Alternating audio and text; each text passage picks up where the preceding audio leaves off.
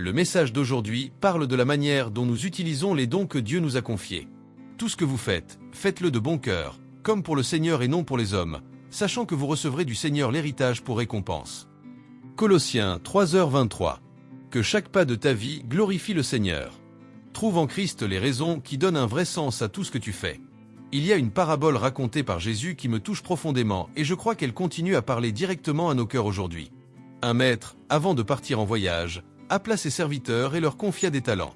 À l'un il donna 5 talents, à un autre 2, et au dernier, un seul à chacun selon ses capacités.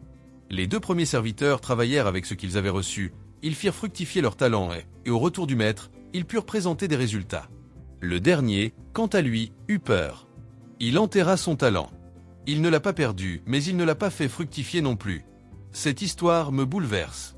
Parce que bien souvent, comme ce serviteur, nous nous contentons de conserver ce que nous avons. Nous faisons le minimum, nous évitons les risques, nous nous protégeons, mais nous ne nous donnons pas pleinement. Et ce qui est le plus frappant dans cette parabole, ce n'est pas la quantité, c'est l'attitude. Peu importe si tu as reçu 5 talents ou un seul. La vraie question est, qu'as-tu fait de ce que Dieu t'a confié ? L'excellence ne réside pas dans la grandeur de l'œuvre, mais dans la fidélité avec laquelle nous l'accomplissons. C'est la volonté de donner le meilleur de soi, même lorsque personne ne regarde. Même lorsque cela semble insignifiant. Même lorsque la reconnaissance n'arrive pas.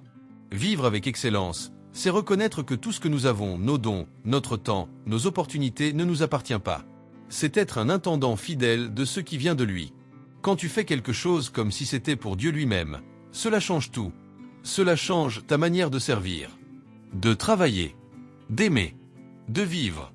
Alors je te pose la question, as-tu fait fructifier les talents que le Seigneur a mis entre tes mains ? Ou les as-tu enterrés par peur, par insécurité ou par confort ?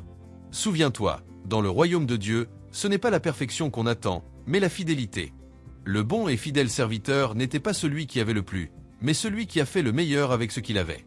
Au final, c'est cela qui compte. Vivre d'une manière qui glorifie Dieu en toutes choses. Avec excellence. Avec but. De tout ton cœur. Et si tu aimes les lectures dévotionnelles, tu trouveras dans la description de la vidéo une recommandation de livre très spécial, un best-seller qui a déjà transformé la vie de millions de personnes. Si le message t'a touché, abonne-toi à la chaîne et laisse un like. Que Dieu te bénisse et que tu puisses multiplier tes semences, tes dons et tes résultats. Merci et à demain.